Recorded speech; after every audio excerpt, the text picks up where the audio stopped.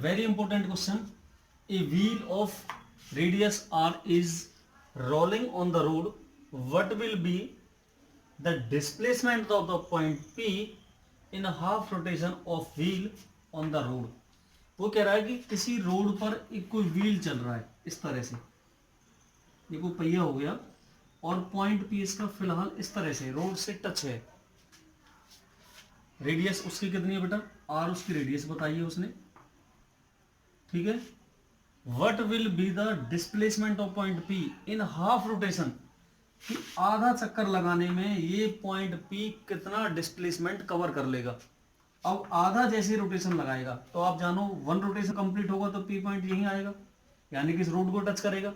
लेकिन जैसे ये ऐसे घूमेगा आधा राउंड, तो आधे राउंड में जो पॉइंट पी था वो कहाँ पहुंच जाएगा? ऊपर। इस तरह से आधे राउंड में इस तरह से ये हमारा जो व्हील था, ये पॉइंट पी बेटा यहाँ पहुंच गया। समझ आया? यदि ये राउंड कंप्लीट लेता तो पी पॉइंट कहाँ था? नीचे। लेकिन इसने आधा राउंड लिया, तो यहां से देखिएगा। अब वो कह रहा है what will be the displacement, इस पॉइंट पी से इस पॉइंट पी तक का डिस्प्लेसमेंट कितना होगा। आपके ऑप्शन आपके साथ हैं, आप देखिएगा वीडियो को यही स्क्रिप्ट करके यहीं रोक करके एक बार देखिएगा, आप खुद सॉल्व करके कि आप ऐसे कर पाते हो। नहीं कर पाते तो हम करते हैं, बी कंटिन्यू। देखिए बेटा, जब वो आधा चलेगा तो आधे राउंड में कितनी सरकमफेरेंस चलता है वो? पाई आर। तो पाई आर तो ये आ जाएगी इसकी सरकमफेरेंस। इस पॉइंट पी से और इस पॉइंट पी के बीच की जो आधी सरकमफेरेंस रहेगी भाई, यहाँ से यहाँ तक कितना ही तो चलेगा वो पाई आर। अब वो डिस्प्लेसमेंट कह रहा है ये वाला पॉइंट पी से पॉइंट पी तक का डिस्प्लेसमेंट कितना होगा? दैट ये वाला, ये क्या है इसका बेटा? डायमीटर हो जाएगा। आर रेडियस है तो डायमीटर कितनी होगी इसकी? 2r होगी। अब देखिए 90 डिग्री एंगल बन गया हमारा। सीधा सीधा से हम पाइथागोरस थ्योरम लगा सकते हैं। तो इस P से इस P तक यानी कि P' तक कितना डिस्प्लेसमेंट होगा? तो बेटा पाइथागोरस थ्योरम क्या कहती है, जो हमारा हाइपोटेन्यूज है P' कितना होगा? बेस का स्क्वायर, बेस कितना हमारा? पाई आर का स्क्वायर, प्लस परपेंडिकुलर कितना बेटा हमारा? 2r का स्क्वायर। कितना हो जाएगा यहाँ से? रूट ऑफ, इसको ओपन करो बेटा, पाई स्क्वायर आर स्क्वायर, इसको ओपन करेंगे हम 4r स्क्वायर। यहाँ से कितना हो जाएगा बेटा? 4r square. Are square common ले लेना रूट के अंदर ही, तो आर स्क्वायर कॉमन आ जाएगा। कितना हो जाएगा? Pi square plus 4। R square को हम रूट से बाहर लेके आते हैं बेटा, आर आएगा, अंदर क्या बचेगा? पाई स्क्वायर प्लस 4। तो ये हमारा क्या आ गया? डिस्प्लेसमेंट आ गया पॉइंट पी से पी डैश तक का। तो कौन सा ऑप्शन सही है हमारा? सी ऑप्शन सही है। जबकि बच्चे कहाँ तक पहुँचते हैं ज़्यादा से ज़्यादा? पाई आर तक, क्योंकि यहीं तक हम सोच पाते थे जब आपकी तरह पढ़ते थे।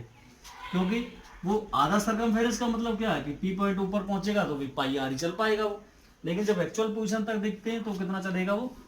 Are into root of pi square plus 4। अब हम बात करते हैं, कई बार वो डायरेक्शन पूछ लेता है कि किस डायरेक्शन में रहेगा उसका रिजल्टेंट।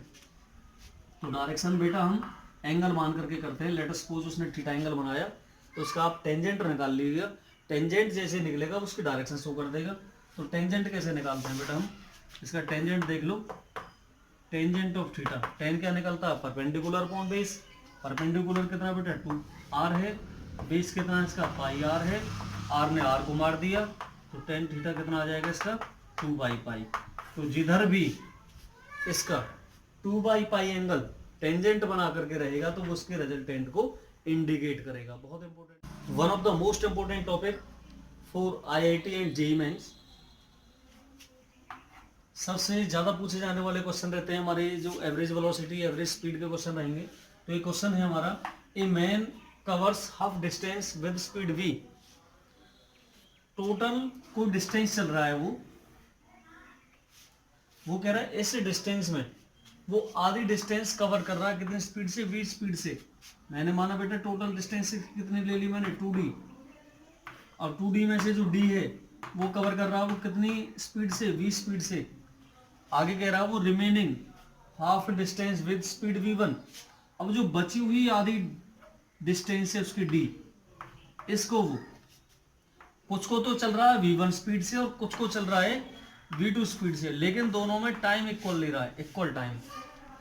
मैंने माना कुछ आधी में उसने टाइम कितना लिया बेटा? t1, और आधी में टाइम कितना लिया? t। टी और टी दोनों में क्या ले रहा है, इक्वल टाइम। तो दोनों टाइम मैंने कितने मान लिए, टी टी मान लिए। वो आधा जो टाइम चल रहा है वो चल रहा है v1 स्पीड से, और जो आधा टाइम चल रहा है वो चल रहा है v2 स्पीड से। यहां से यहां तक का जो टाइम है वो मान लिया बेटा t1। कितना टाइम माना हमने, टाइम देखो इसका टाइम t1 माना, यहां तक का आधा। ये टी टाइम और टी टाइम, टाइम दोनों क्या है, इक्वल है। स्पीड कितनी कितनी है, v1 v2। टोटल डिस्टेंस कितनी चली उसने, 2d। क्वेश्चन को समझिएगा। अब सबसे पहले यहां से बेटा हम t और t, टोटल टाइम कितना हो जाएगा 2t। आधे डिस्टेंस को 2t में चल रहा है और आधे डिस्टेंस को t1 में चल रहा है।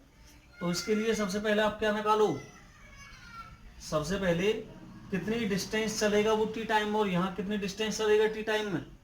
तो ये जो डिस्टेंस निकलेगी वो कितनी निकलेगी बेटा, t/v1। दूरी बराबर 4 गुना समय, देखना एक बार। तो बेटा v1 इंटू टी, और इसकी कितनी निकलेगी v2 इंटू टी, और टोटल कितनी डिस्टेंस चलेगी वो d। भाई d तो बन रहा है इसका और इसका, दोनों को मिलकर के। यहाँ से बेटा t कॉमन ले ले हम, कितना हो जाएगा v1 plus v2 equal to D के, और t की वैल्यू कितनी आ गई हमारी, d/v1 प्लस v2। ये हमारी स्मॉल t की वैल्यू आ गई कितनी। टोटल टाइम कितना लिया उसने, आधा पीछे की तरफ चलने में 2t। यहाँ कितना टाइम लिया उसने, t1। टोटल टाइम कितना हो गया, टोटल टाइम देखिए बेटा, टोटल टाइम को हम कैपिटल टी से रिप्रेजेंट कर देते हैं, t1 प्लस 2t। यही तो है हमारा। तो t1 की वैल्यू कितनी रहेगी, t1 समय बराबर दूरी बटे 4, डिस्टेंस अपॉन वेलोसिटी, यानी कि d/v plus 2t। 2 into T की वैल्यू कितनी निकाली हमने, d/v1 प्लस v2। यहाँ से बेटा d कॉमन ले लेते हैं हम बाहर, अंदर कितना आ जाएगा 1/v plus 2/v1 plus v2।